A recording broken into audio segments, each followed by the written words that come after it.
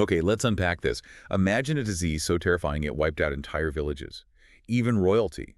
A disease with, well, basically no cure, no prevention. Mm-hmm. That was smallpox in the 18th century, a global terror, really. But what if I told you that while Europe was still relying on prayers, superstition, another part of the world was already using a revolutionary technique to fight it. It's fascinating, isn't it, how often history gets retold, leaving out these really critical chapters. Right. So this deep dive is all about uncovering one of those forgotten narratives, finding the true pioneers of, let's call it immunity, centuries before the figures we usually credit. Exactly.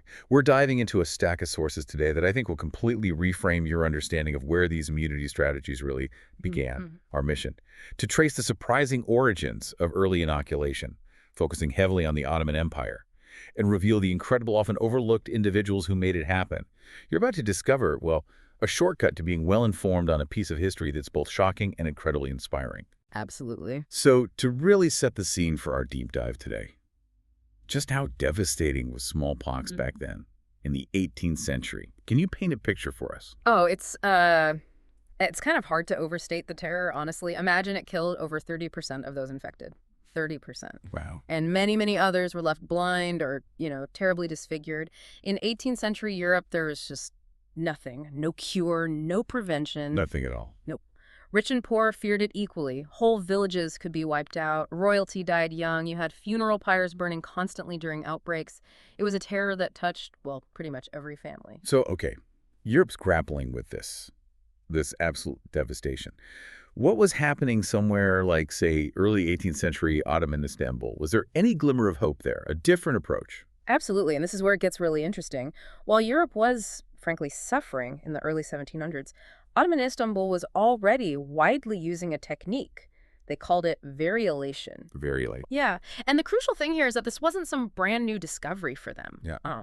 It had apparently been practiced across the Islamic world for generations. Okay, variolation. How did that actually work? What did they do? Well, the method, it involved taking a thread, soaking it in fluid from a smallpox blister, usually from someone with a very mild case. That was key. Oh, And then inserting that thread under the skin of a healthy person. right under the skin. Right under the skin. And this usually resulted in a much milder infection. And after that, lifelong immunity. Now, it wasn't risk-free, let's be clear. Sure, yeah. But it was far, far safer than catching full-blown smallpox, which, as we said, had a much, much higher chance of killing you. And a key witness to this seemingly miraculous practice, was Lady Mary Wortley Montagu. Is that right? That's the one. Wife of the British ambassador. She gets to Istanbul in 1716, and she'd already been scarred by smallpox herself and lost her brother to it. Yes, exactly. So she had very personal reasons to be interested, and she was truly astonished by what she saw. Utterly astonished. What did she say about it? Well, she wrote this letter back home to a friend in 1717. And she said, let me get the quote right. "The smallpox, so fatal and so general amongst us, is here entirely harmless by the invention of ingrafting."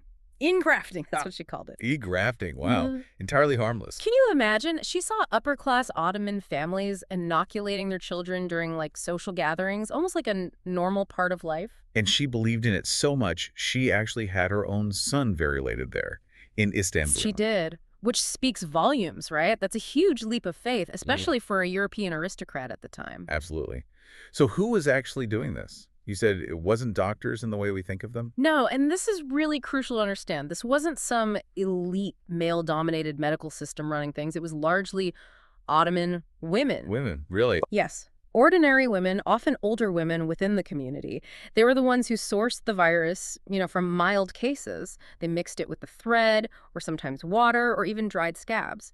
Then they'd make a small scratch on the skin, insert the material, and then carefully watch the child for symptoms. They managed the whole process. Wow. No doctors, no official state regulation, you said. Yeah. How did something like that become so widespread and trusted? Yeah. If it was just women doing it in their homes? Well, that's the remarkable part, isn't it? This practice was common all the way from Anatolia, modern-day Turkey, right across to North Africa. Huge area. Huge. It was affordable, it was available, and it was deeply trusted, especially, it seems, among poorer families, rural communities, people who didn't have easy access to, formally trained physicians anyway. Right. It survived, it spread, basically because it worked. And because it was accessible, it really empowered ordinary women to provide this vital protection. It kind of flips our modern idea of where medical authority always lies. That's a fantastic point. It really does.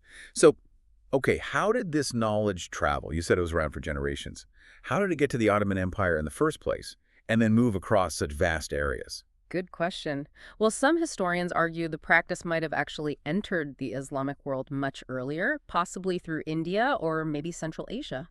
Oh, interesting. From there, it seems Muslim traders, pilgrims, physicians, they were instrumental in spreading it westward, across Persia, into the Ottoman heartlands, and then down through North Africa, even into the Balkans. And the Hajj pilgrimage routes must have played a big role. Absolutely crucial. Think about it. Pilgrims from all over the Islamic world meeting in places like Mecca, Medina, Cairo.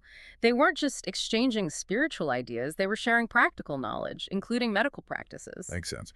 So by the time Lady Montagu rocks up in Istanbul, this method was already incredibly well established across many Muslim societies. It wasn't some niche secret.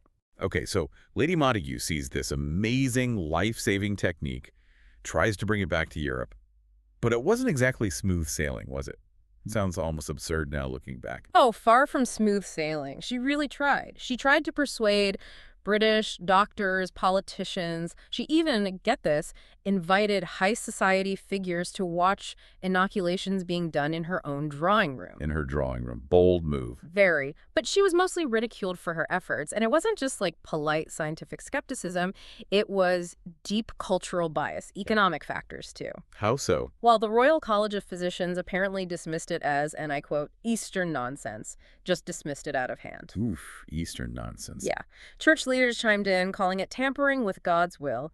And then you had the surgeons. Well, they saw no profit in a simple home-based technique that anyone, especially a woman, could do. It didn't need their fancy tools or high fees. Right, it threatened their monopoly in a way. Precisely. It really shows how societal biases and economic interests can just completely block life-saving innovation. And the consequence of that resistance. Well, the sad consequence was it took about a full decade, and literally hundreds, probably thousands, of preventable deaths before the practice finally started to gain some traction in Europe. Imagine all those lives. Terrible. Just terrible. But wait, there's another twist here, isn't there? Another forgotten link, this time involving America. Yes, absolutely fascinating. Over in Boston, there was an enslaved African man named Onesimus. Onesimus. And he told his owner, a prominent Puritan minister named Cotton Mather, about a very similar technique used back in West Africa, where he came from. Cutting the skin, putting in a bit of the disease. So knowledge from Africa this time. Exactly. And then during a really bad smallpox outbreak in Boston in 1721, Mather started campaigning vigorously for inoculation, using this method Onesimus described. Did he face the same kind of backlash? Oh, yeah. Mockery, resistance, the whole lot, until the results started coming in, and they were dramatic. Only about 1 in 40 inoculated patients died. Compare that to the unprotected population, where it was something like 1 in 7 die. Wow. Huge difference. Massive, and that really started to shift public opinion in the American colonies. But again, notice where the knowledge came from Africa, the Islamic world, via Lady Montagu's reports, not from European medical elites initially. So when we talk about who gets the credit, the name everyone knows is Edward Jenner, right? Yeah. The father of vaccination, cowpox, 1796. That's the story we usually hear. That is the standard story. And look, Jenner's work was incredibly important. His method using cowpox was definitely safer and more systematic than variolation, no question. Goodbye. It came nearly 80 years after Ottoman women were routinely performing variolation in Istanbul and elsewhere. 80 years. The fundamental concept, the idea of using a controlled infection to create immunity, that came long, long before Jenner. So the real pioneers. The real pioneers, the people who actually figured this out and applied it first on a large scale. You're looking at Muslim women in Istanbul, African healers in places like the Sahel, possibly Chinese physicians even early. These didn't get the credit. They didn't get the titles or the scientific journals or the statues, but they saved countless lives. It's a powerful reminder, I think, that groundbreaking innovation doesn't always happen in fancy labs or famous universities. Sometimes it comes from the most practical, community-driven places. It really does. And this acceptance of variation in the Islamic world, it wasn't just a random fluke, was it? It kind of fit into a broader context. That's a great point. It wasn't happening in a vacuum at all. It fits very neatly into a larger picture of, well, public health principles that were quite developed in Islamic societies. Like what? Well, Islamic law itself, for instance, strongly encourages hygiene and disease prevention. You find hadiths, these are collected sayings and actions of the Prophet Muhammad that mention things like isolating people during plague outbreak. Really, back then? Centuries ago, yeah. And advising people not to travel to infected regions, basically quarantine-like principles long before Europe formally adopted them. That's incredible. And you combine that with other common practices, like the public baths, the hammams, which promoted hygiene, or regulated water supplies in cities, or the charity-based hospitals, the Bimaristans, which were quite advanced for their time. Right. It paints a picture of societies that didn't just see disease as, unavoidable fate. They saw it as something to be actively managed, something to try and reduce. It was a kind of holistic community health approach, way ahead of its time, really. So, wrapping this all up, what does this mean for us today, this deep dive? What's the big takeaway? Well, I think it reveals a powerful truth, doesn't it? Innovation isn't always where we expect to find it. And history.